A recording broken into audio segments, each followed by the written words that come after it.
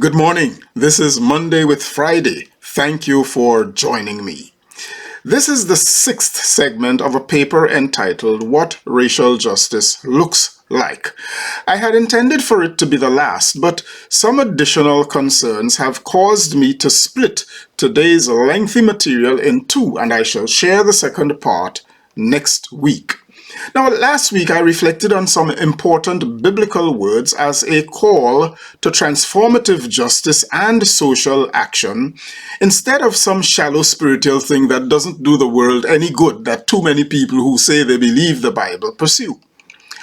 One more matter remains regarding what I referenced last week, episode 104, as Jubilee. America, the world's most incarcerating nation, imprisons black people, including patently innocent ones, 5 times more than it does whites, and imposes harsher sentences on blacks than whites for the same infractions. This is racial injustice.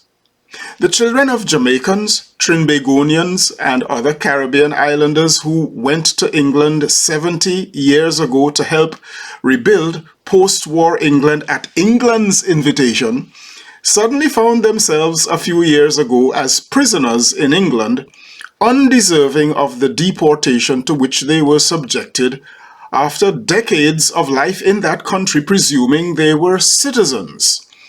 This Windrush scandal, as it is called, starkly demonstrates racial injustice.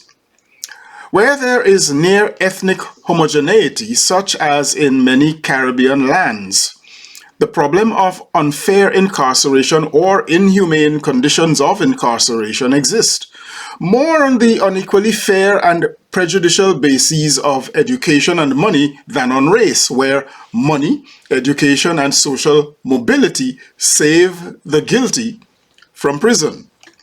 Truth is, generally speaking, in some black countries, the blacker you are, the more disadvantaged you are, and in some lighter-skinned countries, the lower caste you are casts you in the state of greater disadvantage.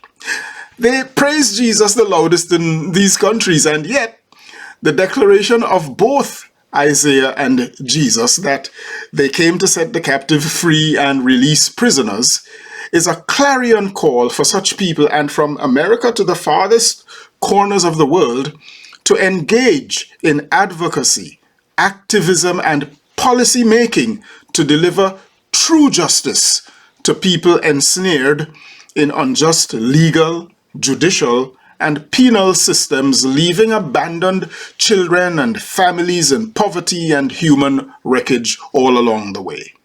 Churches that are concerned only about such people's souls and don't care two hoots about their social conditions or the systems that breed those unjust social systems and then terrorize and oppress them, don't understand the Jesus or the prophets of the Bible.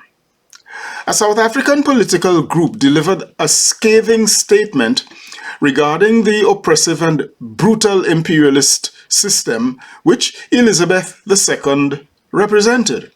They noted that through her 70-year reign, there was not a single apology for the atrocities of the great imperial family, as Elizabeth called it, on her 21st birthday, standing there on the African continent.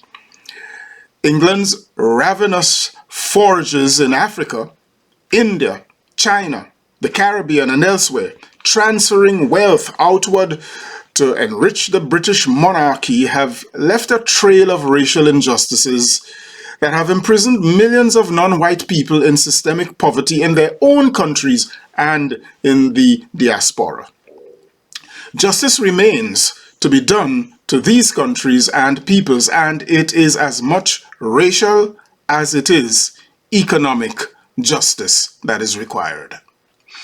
Since Britain's royal greatness has been secured by waging wars and imperialistic conquests, I shall begin the list of conclusionary statements I shall complete next week with this first observation, that racial justice is military justice.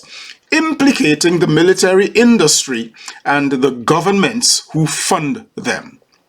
Britain doesn't fight as many wars nowadays as it once used to, and in a sense it doesn't have to, since from the mid-17th century right through to the mid-20th century, the United Kingdom was the greatest economic and imperial power in the world.